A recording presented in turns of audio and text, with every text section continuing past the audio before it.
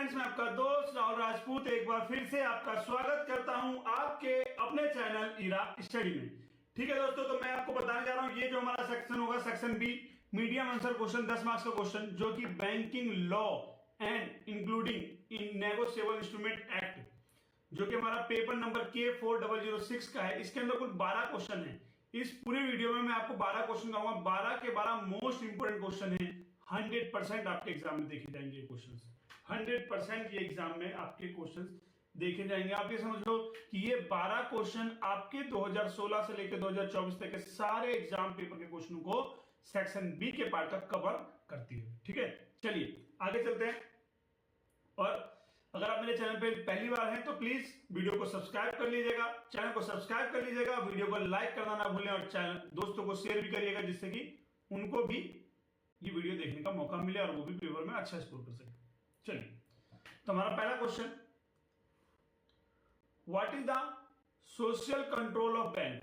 कहता है क्या है सोशल कंट्रोलर ऑन बैंक? तो बोला क्या, डेफिनेशन की बात करेंगे और एंड कॉन्सेप्ट की बात करेंगे। तो बोला क्या, social control on bank was a policy introduced by the government of India in 1967। इसको कब इंट्रोड्यूस किया गया गवर्नमेंट के द्वारा? 1967 में द्वारा। ये एक पॉलिसी है जिसको इंट्रोड्यूस किया किसमें? गवर्नमेंट के द्वारा 1967 में, to regulate private commercial bank and insure किया that bank credit was allocated in the social and economically responsible manner। मतलब 1967 में उसने क्या कहा, इंश्योर किया कि जो बैंक के क्रेडिट के लिमिट को and was allocated in the social and economical response के लिए। Before the nationalisation marker use कर लेता हूं। Before the nationalisation of a major bank in 1969, कहता है नेशनलाइजेशन के बाद जो बड़े बैंक थे 1969 में, private bank were largely control by the industrialist which led the mislocation of the fund big business house. The government introduced social control as a major of democratized credit distribution and alliance banking operation with national priorities such as agriculture, small industry and export sector। मतलब कहता है क्या करा, जो banking थे उनको nationalise कर दिया गया और उनको एक स्मॉल इंडस्ट्रियल एक्सपोर्ट सेक्टर में डाल दिया गया। मतलब अरे भाई, कुल मिला के 1969 में क्या करा, जब नेशनलाइज किया गया और जो बड़े बड़े बैंक थे, जो प्राइवेट बैंकर थे, वो large control by the industry, जो कि बड़े लेवल पे इंडस्ट्री को कंट्रोल करते थे, है ना, would be let down misallocation of the fund and big business house, जो क्या करते हैं अपने पैसे क्या करते हैं, मिस एलोकेशन करते थे अपने फंड को और क्या करते थे, बिग बिजनेस हाउस बना रखा था। द गवर्नमेंट इंट्रोड्यूस किया social control.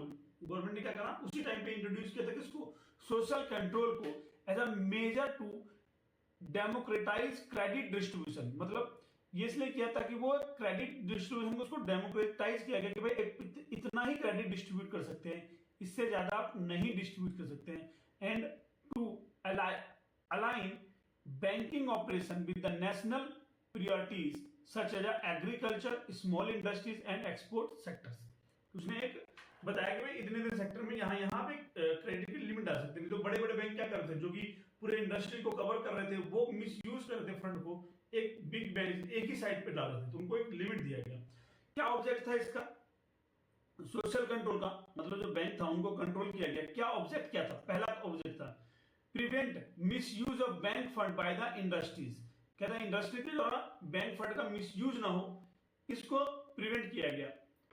Burden the based on the bank credit to include rule and priority sectors। जो सेक्टर प्रियोरिटी थी, जैसे कि स्मॉल इंडस्ट्रीज, जो छोटी छोटी इंडस्ट्रीज उनके लिए सेक्टर था, वहां पे डिफाइन किया गया।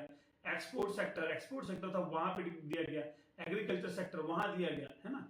इंश्योर प्रोफेशनल मैनेजमेंट इन बैंक, जो बैंक था उनको क्या किया गया, इंश्योर किया गया प्रोफेशनल मैनेजमेंट इन बैंक के अंदर। Include expert knowledge, economist and government official and bank decision making. क्या करा, इंक्लूड किया गया एक्सपर्ट नॉलेज, एक एक्सपर्ट के नॉलेज को इंक्लूड किया गया और बोला गया economist and the government official in the bank decision making. इसका फीचर्स क्या है इसके, ठीक है। देखो क्वेश्चन में एक क्वेश्चन नॉर्मल है हमारा, what is the social controller bank. अब मैंने बता दिया कि सोशल कंट्रोलर बैंक क्या है, मेरा क्वेश्चन जो डेफिनेशन और कॉन्सेप्ट था मैं यही खत्म हो गया, बट मैं उसका ऑब्जेक्ट बता रहा हूँ, क्यों भाई 10 मार्क्स का है। फीचर बता रहा हूँ क्यों, क्योंकि 10 मार्क्स का है। लिमिटेशन बताऊंगा क्यों, क्योंकि 10 मार्क्स का है, ठीक है। चलो फीचर्स क्या है, establishment in the national credit council, कब किया गया, इस्टेब्लिशमेंट कब हुआ, इसको as of a national credit council to assist credit deemed as a set guidelines, credit को क्या कर डिमांड किया गया और उसके गाइडलाइंस को सेट किया गया। Inclusion of 2 government nominated directors, इसके अंदर क्या था, 2 गवर्नमेंट थे जो कि नॉमिनेटेड डायरेक्टर थे, विच इकोनॉमिक या banking expertise in each banks boards, मतलब जो डायरेक्टर अपॉइंट किए गए ना, इंक्लूड किए गए 2 गवर्नमेंट नॉमिनेटेड डायरेक्टर, वो इकोनॉमिक्स थे, है ना, अर्थशास्त्र इसको बोलते हैं, या बैंकिंग एक्सपर्ट थे इन सच अ बैंक्स बोर्ड के अंदर, ठीक है। बोला गया restriction on director from having any interest in borrowing firms, मतलब कि किसी भी तरह का उनका इंटरेस्ट नहीं होना चाहिए बोरिंग फर्म में, इंटरेस्ट ऑन बोरिंग फर्म्स, कहते जो फर्म है उनका कोई इंटरेस्ट इनके अंदर नहीं होना चाहिए, वो डायरेक्टर के लिए रिस्ट्रिक्टेड हो गया।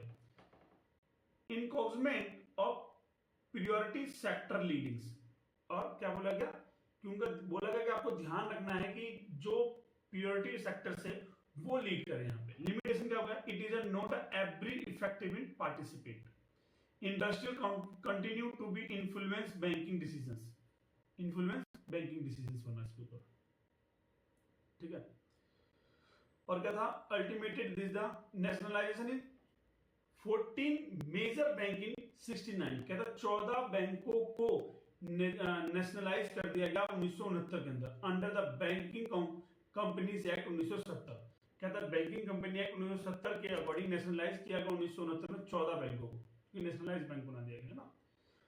बोलेगा defined and differentiate between the holder and holder in due, holder में बता चुका हूं सेक्शन 1 के अंदर, आप लिंक में जाके सेक्शन 1 की वीडियो देख लीजिएगा तो आपको होल्डर एक्सप्लेन मिल जाएगा।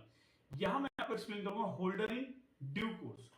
होल्डर कौन होता है, एक्चुअल में जिसके पास चेक हो, नेगोशिएबल इंस्ट्रूमेंट हो, चाहे वो चेक हो, चाहे वो बिल ऑफ एक्सचेंज हो, है ना, चाहे वो प्रोमिसरी नोट हो, अगर उसके पास है तो वो होल्डर है। होल्डर होने के लिए क्या होना चाहिए, उसके पास बाय फिजिकल कॉपी होनी चाहिए, उसका नाम होना चाहिए उसके अंदर, ठीक है, वो होल्डर होता है। होल्डर इन ड्यू कोर्स कौन होता है, तो उसको डिफाइन करेंगे। पहले होल्डर को मैं नॉर्मली निकल जाता हूँ। होल्डर डिफाइन किया गया सेक्शन 8 के अंदर, नेगोशिएबल इंस्ट्रूमेंट 1881 के अंदर, holder means a person inter his own name, position of the instrument and the receive recover amount due to therefore from the parties in देयरटू।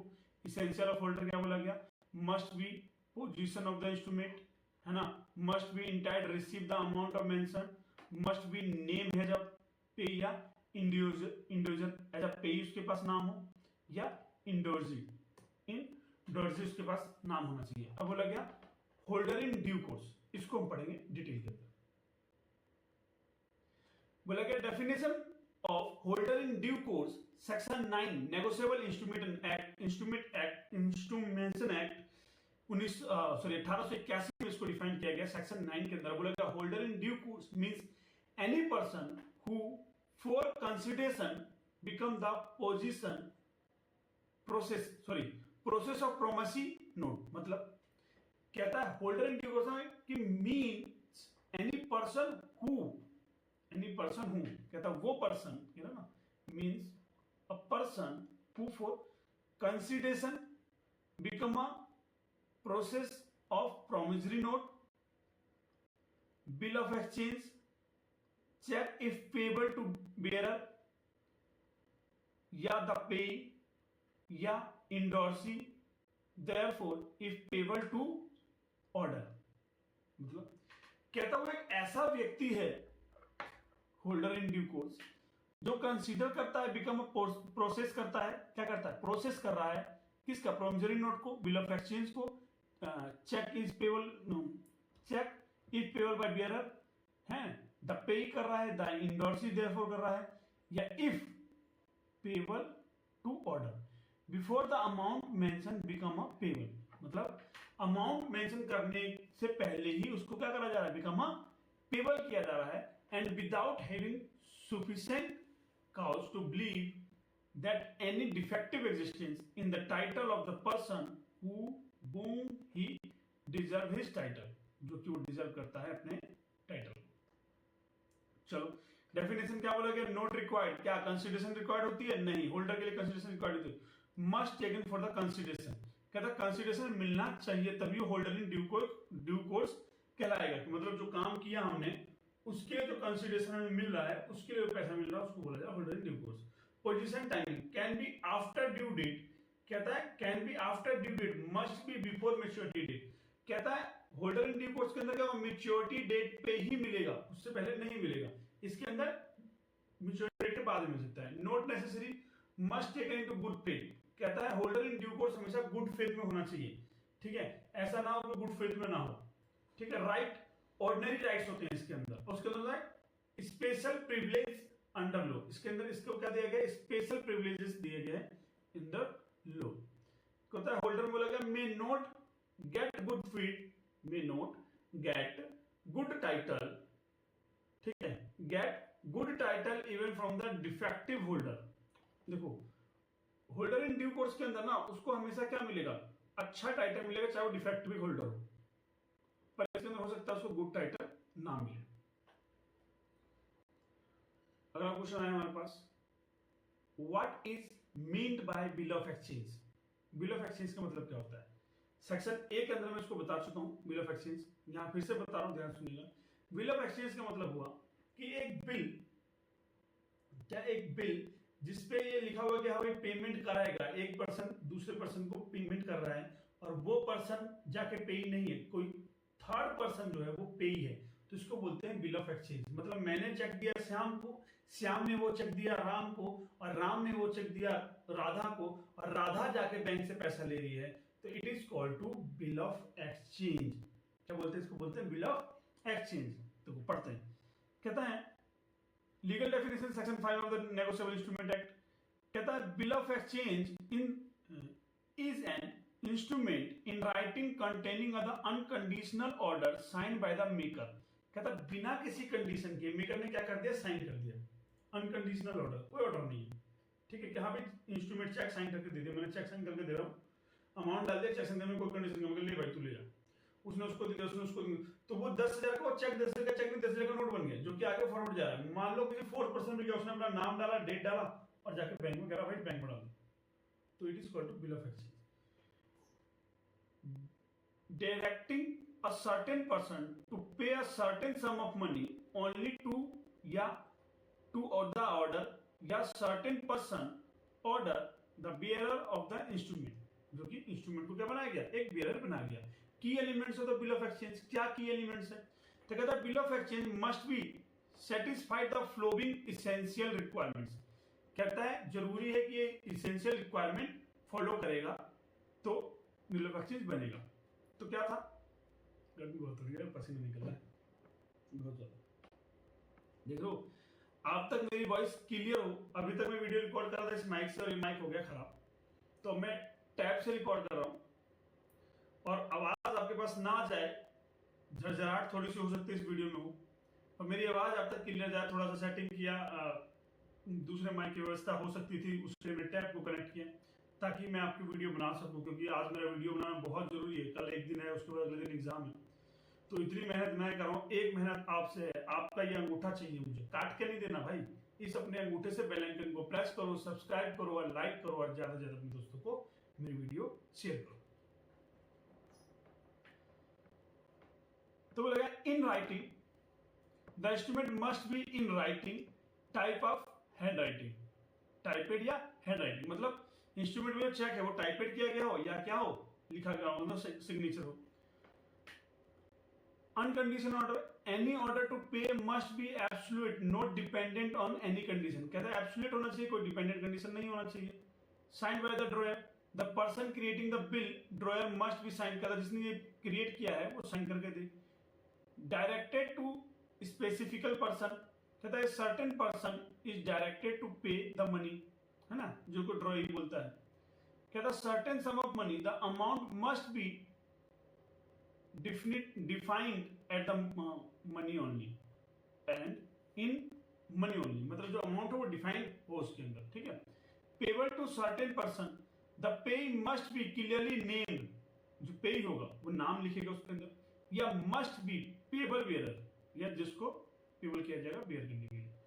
Payable इधर ऑन डिमांड या after a specified period, can be demand bill और time. क्या होगा जब वो demand किया जाएगा bill का या टाइम बिल का, ठीक है। अब बोला गया priorities of the bill of exchange. Bill of exchange के अंदर कौन कौन से पार्टीज होते हैं वो इन्वॉल्व होते हैं। बोला अब bill of exchange involve three principles parties, तीन प्रिंसिपल पार्टीज इन्वॉल्व होते हैं। पहला ड्रॉयर, दूसरा ड्रॉई, तीसरा पे। ड्रॉयर मतलब the person who make a and sign the bill, ठीक है, ऑर्डरिंग पेमेंट, जो कि ऑर्डर करता है पेमेंट के लिए, like a is a creditor. Drawee वो ड्रॉअर था। Drawee person who boom to the order to pay in made, कहता है जिसको पैसा मिलना है एज अ डेटर, ठीक है, एज अ डेटर की, सॉरी क्रेडिटर जिसको पैसा, जो साइन कर रहा है, डेटर जिसको पैसा मिलना है। May a person who is to receive the amount, कहते देखो एक व्यक्ति, the person who make a sign, sign कर रहा है बिल के ऊपर, ऑर्डरिंग कर रहा है पेमेंट की, पेमेंट का वो ऑर्डर करे, ठीक है। ड्रॉई कहता है who to order pay the his made, है ना, जो पे कर रहा है। तीसरा person who is to receive the amount, can be same as the drawer या अनदर थर्ड पार्टी। कहता है ये ड्रॉवर भी हो सकता है जो पैसा को रिसीव कर रहा है, या ये वो भी हो सकता है जो बैंक से पैसा ले रहा है। After accepting the ड्रॉई become the acceptor of the bill, ठीक है।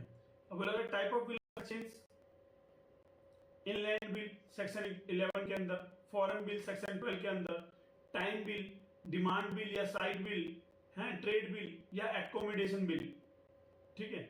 ये मीनिंग्स ऑफ बिल को बोला गया। बोला गया इनलैंड बिल कौन सा है, drawn on the pay with in the India, वो इनलैंड बिल हुआ, इंडिया के अंदर ही होगा। Drawn in the Indian upon the residential and payable the in India.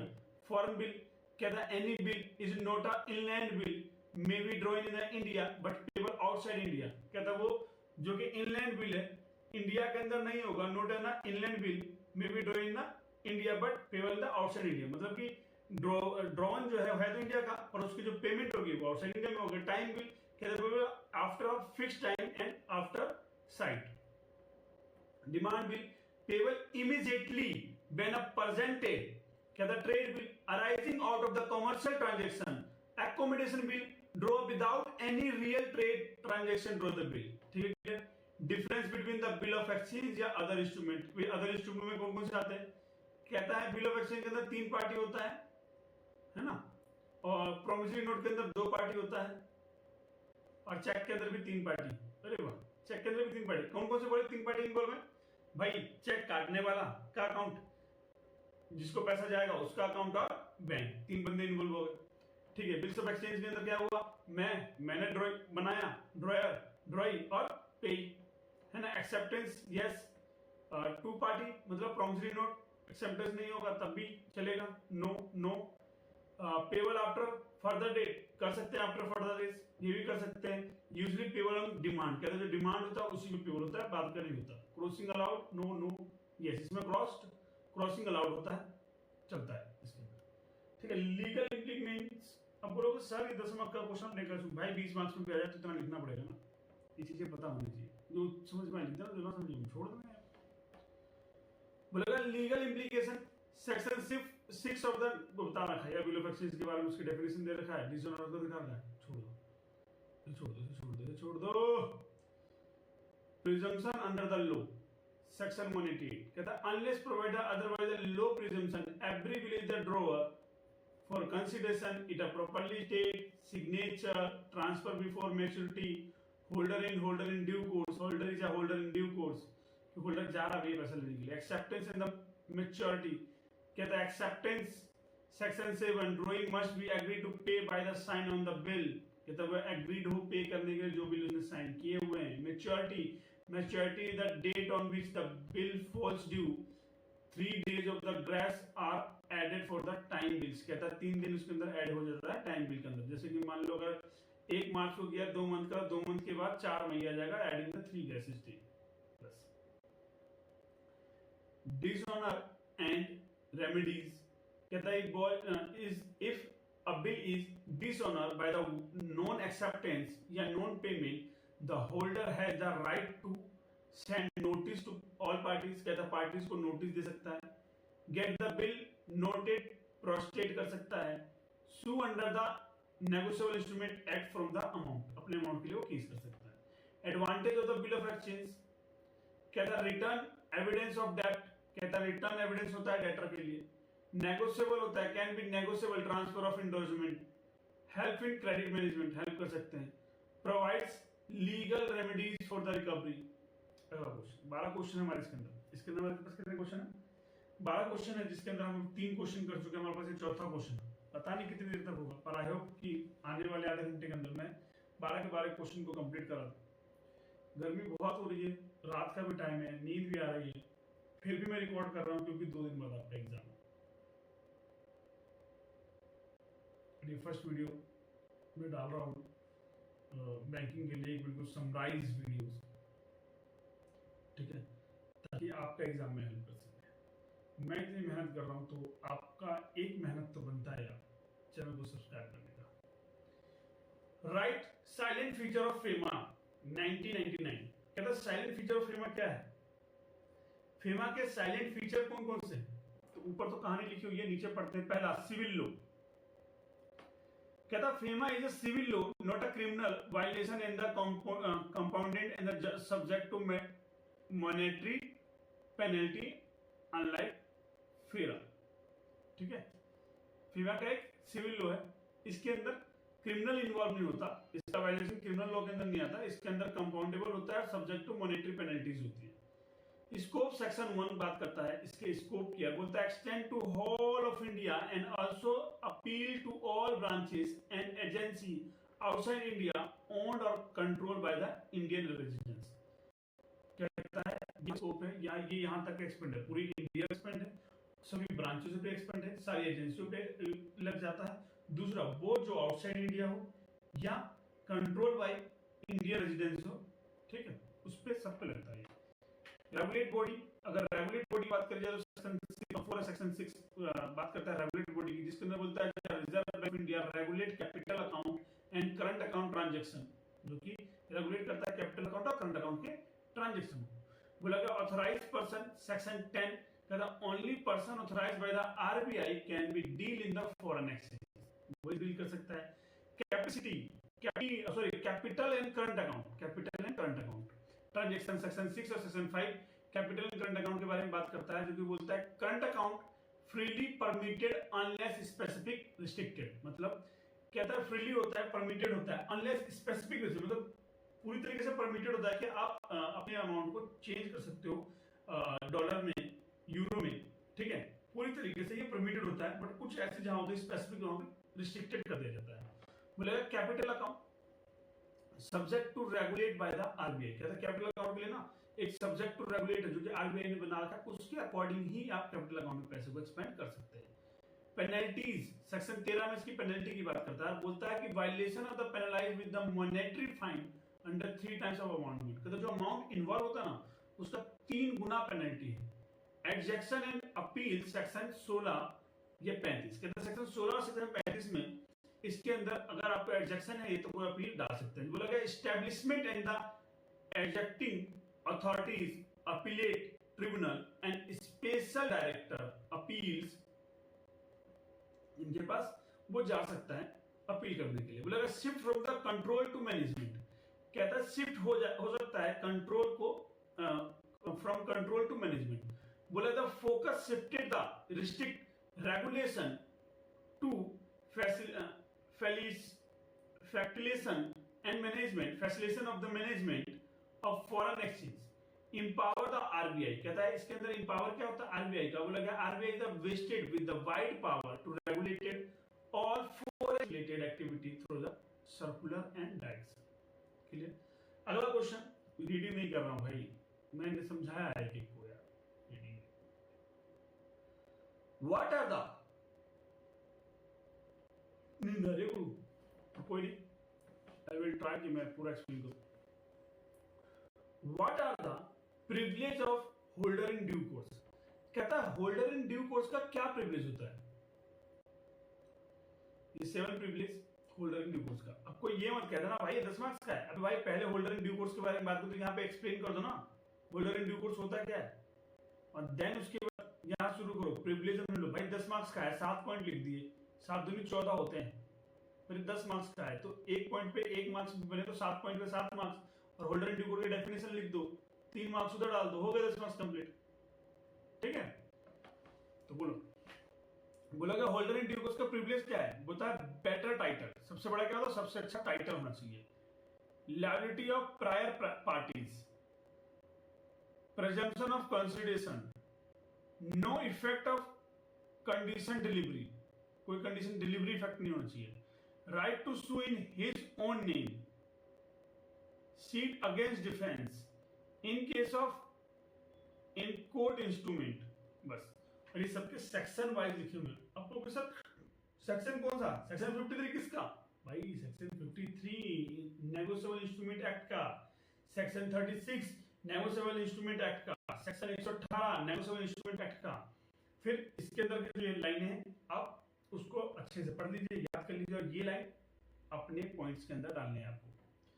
Discuss the dishonour of cheque. भाई dishonour of the cheque, cheque का bounce हो जाना, मैंने चेक को क्लियर करने के लिए किया पर पेमेंट नहीं आई, डिसऑनर हो गया, है ना, बाउंस हो गया चेक। तो मीनिंग ऑफ डिसऑनर कहता है dishonour of cheque acquire the cheque is present the payment of the but banker refuse to pay. भाई प्रेजेंट किया गया चेक का और बैंकर ने क्या करा, रिफ्यूज कर दिया गया, पेमेंट नहीं दिया गया। क्या रीजन क्या हो सकता है? लाइक इनसफिशिएंट फंड हो, स्टॉप पेमेंट कर दिया जाए, या अकाउंट क्लोजर। मतलब देखो अकाउंट क्लोजर का मतलब तो हो गया कि अकाउंट ही बंद हो गया। मैंने चेक लगाया, पता चला जिस अकाउंट का चेक मुझे दिया था राजेश ने, वो चेक का अकाउंट ही उसने बंद करवा दिया। ठीक है, उस वजह से चेक डिसऑनर हो गया।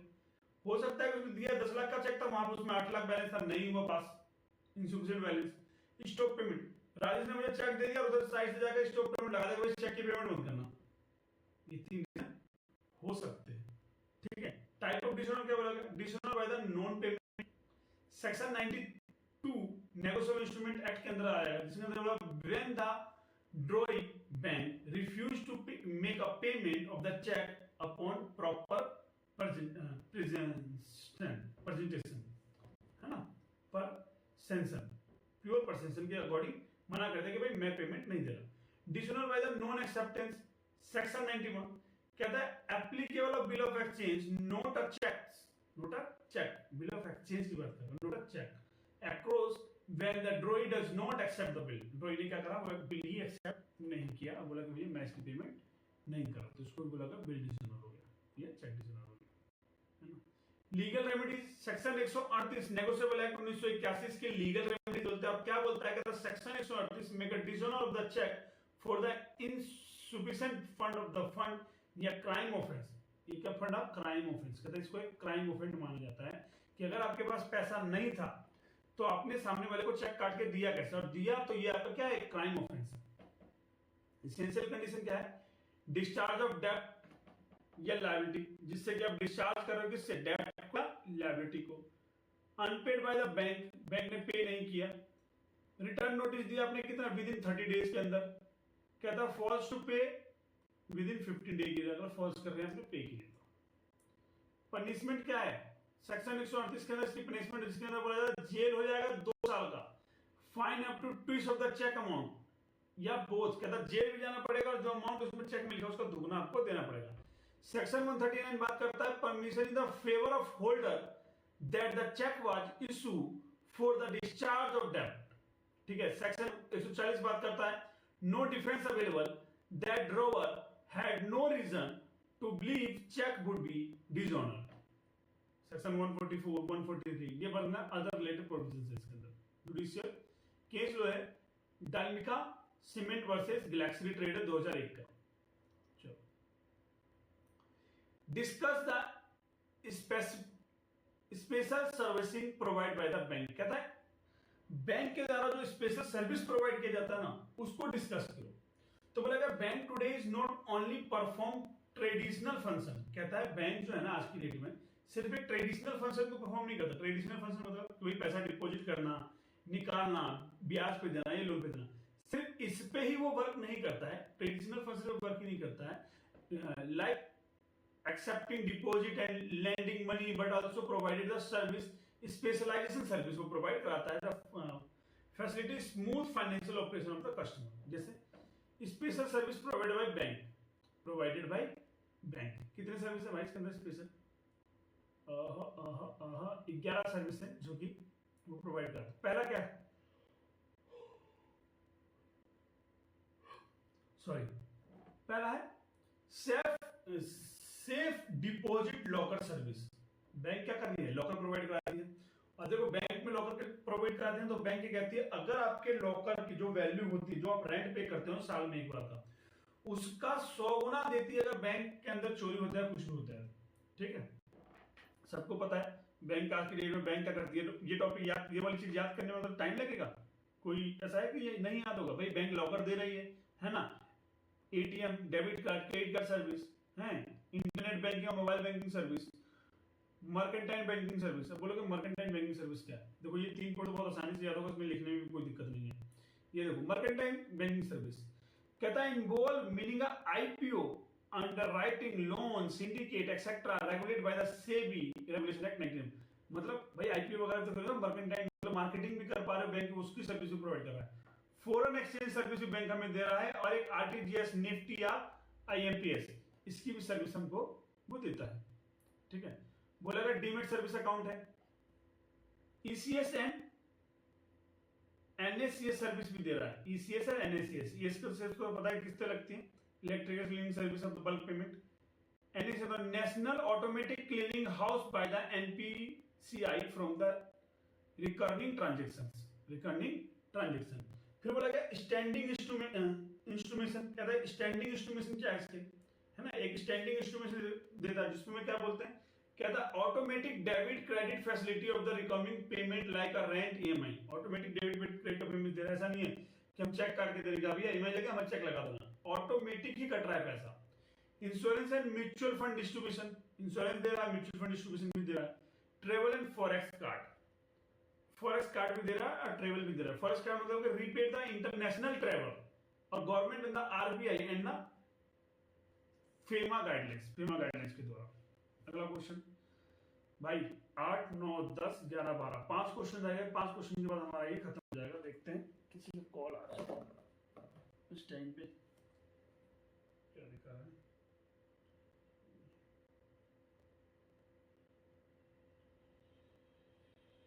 इतनी गर्मी लग रही है, इतना ही लग रहा है यार।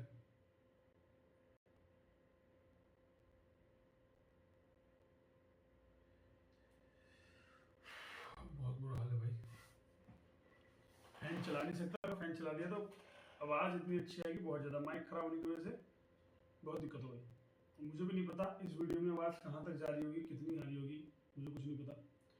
ठीक है, तो आई होप कि जो बाहर का साइलेंटिंग आवाज़ है ना आए और मेरी आवाज़ ही क्लियर है। देख लो पसीने से भीग चुका हूँ, कलर लगे पता चल रहा टी शर्ट में। चलो कोई नहीं, इसे तो कंप्लीट करना ही है। ठीक है, what do you mean by clearing house? Clearing house का मतलब क्या होता है भाई? यहाँ पे चेक वर्क क्लियर होता है यार। Clearing house, explain its working. कहता डेफिनेशन ऑफ क्लियरिंग हाउस, कहता clearing house is the instrument और या systematic where interbank financial transaction particularly cheques and electronic transaction as a settled activity. It a main role of the facility of the exchange of instrument such as check, bill, etc. Do collected the net payment violation of the bank. मतलब कह रहा है एक ऐसी जगह, एक ऐसा function या ट्रांजेक्शन जब मैंने चेक दिया आरबीआई का, मतलब मान लो पंजाब में मेरा अकाउंट है आईसीआई के अंदर, या मेरा अकाउंट है पीएनबी के अंदर, या मेरा अकाउंट है सीबीआई के अंदर, कंफ्यूज हो जाओ मेरा अकाउंट है किसमें। अब ये कंफ्यूज हो जाओ मेरा अकाउंट है, मैंने जैसे बोला ना ऐसे, ओ ऐसे ही मेरा अकाउंट है, नहीं भाई हो जाओ कंफ्यूज मेरा अकाउंट किसमें। ठीक है, पर मान लो मेरा अकाउंट आईसीआई के अंदर है और मैंने अरुण को दिया, या मेरा अकाउंट एचडीएफसी के अंदर है, मैंने एक चेक करके दिया अरुण को, बोला कि भाई ये लो पेमेंट ले लो। अब अरुण का अकाउंट आईसीआई के अंदर, तो अरुण एचडीएफसी बैंक हो जाएगा, अपने आईसीआई बैंक के अंदर एचडीएफसी का चेक लगा देगा कि मुझे चेक दिया मेरे अकाउंट में डाल दो। अब आईसीआई उस चेक को क्या करेगी, क्लियरिंग हाउस में लेके जाएगी और क्लियर करेगी, आपस में बैंकिंग ट्रांजेक्शन को मिलाएगी बैंक टू बैंक, और उसके अकाउंट से पैसा कट के इसके अकाउंट में जाएगा। It is called to clearing house. इसी को वर्किंग को क्लियरिंग हाउस बोलते हैं। और बोलेगा व्हाट डू यू मीन, और इसके वर्क को एक्सप्लेन करो। तो यहाँ बता दिया मैंने मीन। लीगल रेफरेंस की बात करी जाए तो बोला गया section 6 of the negotiable instrument act 1981 में डिफाइन किया गया चेक एंड इट्स क्लियरिंग को। ठीक है, क्लियरिंग कैसे होता है उसके बारे में बात करेंगे। Payment and settlement system act 2007 है इसके अंदर। फिर बोला गया section 45 of the Reserve Bank of India 1934 in power of the RBI act as a clearing house. RBI act करेगी क्लियरिंग हाउस का, आरबीआई का क्या काम होगा वो सेक्शन 45 में बताता है। Purpose of the clearing house क्या होता है, efficient settlement of the internet banking transaction, efficiency हो कि जल्दी से सेटल हो जाए, reduce the risk and cost of violated statement, ensure smooth and safe of the financial operation, avoid the physical exchange of the cash amount bank. मैं cash दूं उसको कि भाई तू कैश ले जाके जमा करके आ, तो उस चीज को अवॉइड करने के लिए बोला गया। Type of clearing, type of clearing और डिप्रेशन। क्वेश्चन क्या था हमारे पास, क्वेश्चन था कि वो क्या उसको एक्सप्लेन करो, तो भैया टाइप डालना पड़ेगा इसके अंदर। ठीक है, टाइप बताओ। तो बोला गया intracity clearing, intercity clearing, high value clearing, cheque transaction system, electrical clearing system service, या नेशनल ऑटोमेटेड क्लियरिंग हाउस। मतलब अब इसको पढ़ो क्या बोला, इसका डिस्क्रिप्शन में क्या है। इंट्रा मतलब cheque exchange between the bank within the same city, cheque drawn on the bank located in different city. कहता है use the handle cheque over the 1 lakh, high value. Digital image based the clearance cheque. कहता है for the bulk payment like a dividend, salaries, एक साथ payment कर रहा है, ECS लगा रहा है ना, advance version of ECS and NPIC, उसको बोला जाता है national automated clearing house. How does a clearing house work, कहता है कैसे वर्क करती है वो, उसका काम करने का तरीका है। तो बोला example, suppose a customer of a bank A deposit a cheque 50,000 issue by the bank B, जो कि बैंक बी में इशू कर रहा है। मैंने वही कहानी बताया था आपको, मेरा वाला। स्टेप बाय स्टेप वर्किंग बात करते हैं। तो डिपॉजिट अ चेक, क्या डिपॉजिट करता है, चेक डिपॉजिट करता है। Customer deposit a cheque at the bank, bank में डिपॉजिट कर दिया। Sorting and sending to clearing house, sort कर देगा उसको, सेंड कर देगा कहां, क्लियरिंग हाउस। कौन कर रहा है, बैंक ए कर रहा है। ठीक है, send the scan image TCS या physical cheque to clearing house, या तो स्कैन भेज दे या वो फिजिकल चेक भेज दे। Usually manage by the RBI और डेजिग्नेटेड बैंक। कहता है इसको मैनेज करता है आरबीआई या डेजिग्नेटेड बैंक। क्लियरिंग हाउस क्या प्रोसेस करेगा, कहता है all cheque are sorted bank wise, net payable receivable amount is collected for the each bank. कहता है ईच बैंक का नेट पेबल और रिसीवेबल सिलेक्ट करेगा और पेमेंट कर देगा बैंक के अंदर। मतलब बोलेगा भाई ये क्या हुआ, इसमें क्या करेगा भाई, मान लो कि 4 बैंक का मतलब यस बैंक के पास 3 चेक हैं, किसके, एचडीएफसी के, और एचडीएफसी के पास 2 चेक हैं, किसके, यस बैंक के। तो उसमें जो नेट पेमेंट होगा ना वो ट्रांजेक्शन करेगा, क्लियरिंग प्रोसेस उसको बोलते हैं, settlement. The net amount credit या debit each bank account maintain with the RBI या सेटलमेंट, आरबीआई करता है या सेटलमेंट बैंक करता है। ठीक है, credit to beneficiary, the bank a get the credit deposit amount in the customer account, वो क्रेडिट और डिपॉजिट करता है उसके कस्टमर के अकाउंट में। इंटाइट इन्वॉल्व, एंटिटीज इन्वॉल्व, क्या क्या क्या एंटिटीज इन्वॉल्व होता है, बोला गया presenting bank, drawing bank, clearing house, RBI या एनपीसी, ये इन्वॉल्व हुआ। चेक ट्रांजेक्शन, सीटीएस बोला गया चेक ट्रांजैक्शन सिस्टम। कहता है introduce element of the physical movements, scan images, image को स्कैन करके दे देता है। Mandatory across the all bank, all Indian bank from 2013, ये मैंडेट है तो आया across of the all bank 2000 act from act 2013 के अकॉर्डिंग। फास्टर प्रोसेस होता है टीसीएस का, मतलब जब फोटो, बेसिकली सी बात, एक होता है कि मैं हार्ड कॉपी क्लियरिंग हाउस में जाकर चेक जमा कर पा रहा हूँ, एक होता है मैंने स्कैन करा चेक की फोटो को और टीसीएस के द्वारा मैंने उसको भेज दिया, तो इजी प्रोसेस हो गया। एडवांटेज ऑफ क्लियरिंग हाउस, हाँ पढ़ लेना, इसको बताने की जरूरत नहीं है इतना। Silent feature of foreign exchange management, मैंने शायद ऊपर पढ़ा था फॉरेन एक्सचेंज में साइलेंट फीचर क्या होता है। Shift control management, civil law nature, चलो पढ़ देते हैं, ये तो पढ़ लेना, फीचर की बात करता है। तो क्या फीचर है, शिफ्ट फ्रॉम कंट्रोल मैनेजमेंट, कहता है कंट्रोल मैनेजमेंट को शिफ्ट करता है। सिविल लॉ नेचर होता है इसके अंदर, वाइडर स्कोप होता है, distinction between the current and capital account transaction होता है। इसके अंदर क्या होता है, करंट और कैपिटल अकाउंट ट्रांजेक्शन, मतलब कि एक लिमिट है जहां पे गवर्नमेंट ने बांधा कि इतना ट्रांजेक्शन फॉरेन एक्सचेंज से कर सकते हो, इतना नहीं कर सकते हो, ये भी होते हैं। ऑथराइज पर्सन होते हैं, इसके अंदर कुछ ऑथराइज पर्सन होते हैं, जैसे आरबीआई प्रीमियर रेगुलेटर अथॉरिटी होता है, ऑथराइज डीलर्स होते हैं, मनी चेंजर होते हैं, ये सब क्या होते हैं, ऑथराइज पर्सन होते हैं। रेगुलेटरी बॉडीज एंड एडजेक्शन होते हैं, ठीक है, इसके अंदर रेगुलेटरी बॉडीज होते हैं, जैसे आरबीआई हो गया है ना, अपील ट्रिब्यूनल्स हो गए फॉरेन एक्सचेंज के लिए, इस तरीके से। बोला गया पेनल्टीज एंड इन्फोर्समेंट, कहते हैं इसके अंदर पेनल्टी भी है और इन्फोर्समेंट भी है, जो यूज करता है तो पेनल्टी कर सकता है, उसके ऊपर केस किया जा सकता है। एक होता है compounding of offence, compounding offence होता है, रेमिटेंस एंड द ट्रांसफर होता है, ठीक है, 10 पॉइंट आगे। लायबिलिटी ऑफ कलेक्टिंग बैंकर, कहता है कलेक्टिंग बैंकर की क्या लायबिलिटी होती है। बोला गया कि section 133 of the negotiable instrument act 1881 protect the collecting banker from the liability if they act is good faith and without negligence. मतलब जो बैंकर है वो गुड फेथ में काम कर रहा है, उसका कोई नेग्लिजेंस नहीं है, तो वो प्रोटेक्ट करता है। क्या प्रोटेक्ट करता है, duty of care and good faith, कहता है उसकी जो ड्यूटी होनी चाहिए, केयर होनी चाहिए, गुड फेथ में होनी चाहिए, ठीक है। लायबिलिटी है फॉर द नेग्लिजेंस होना चाहिए, उसने लायबिलिटी को नेग्लिजेंस नहीं किया गया है ना। कन्वर्जन लायबिलिटी होना चाहिए, जो लायबिलिटी वो कन्वर्ज किया जा सकता है, ठीक है, ऐसी लायबिलिटी होनी चाहिए।